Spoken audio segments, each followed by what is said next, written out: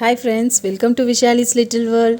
இன்றைக்கி நம்ம பார்க்க போகிறது வேதாரண்யம் பக்கத்தில் இருக்க கோடியக்கரை பகுதியில் இருக்க ராமர் பாதத்தை பற்றி பார்க்க போகிறோம். இதுதான் அந்த ராமர் பாதம் பதித்த கோயிலோட என்ட்ரன்ஸு.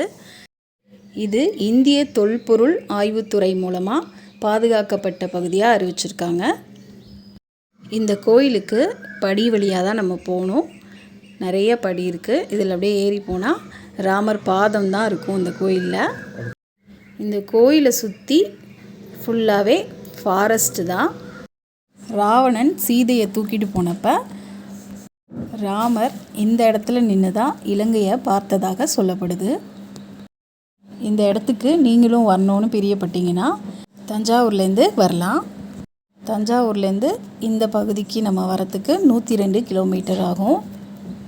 தஞ்சாவூர்லேருந்து வேதாரண்யம், அங்கேருந்து கோடியக்கரை வந்தீங்கன்னா இந்த ராமர் பாத கோயிலை பார்க்கலாம். சுற்றி ஃபாரஸ்ட் அப்படிங்கிறனால ரொம்ப அமைதியாகவும் இருக்கும், ரொம்ப காற்றோட்டமும் சூப்பராக இருக்கும். இந்த இடத்துல வந்தால் அமைதியாக இருந்துட்டு ராமர் பாதத்தை தரிசிச்சுட்டு போகலாம்.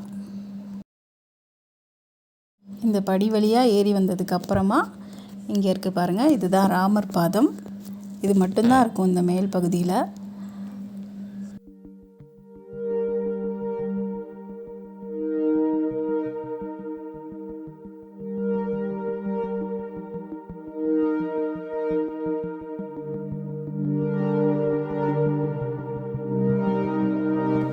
இங்கே முதல்ல கடல் இந்த பகுதியை சுற்றி இருந்ததாக சொல்லப்படுது. இப்போ கடல் உள்வாங்கி போனதுனால இங்கிட்டு கடல் இல்லை, சுற்றிலுமே ஃபாரஸ்ட்டு தான் இருக்குது. இந்த பகுதியிலேருந்து தான் ராமர் இலங்கையை பார்த்ததாக சொல்லப்படுது.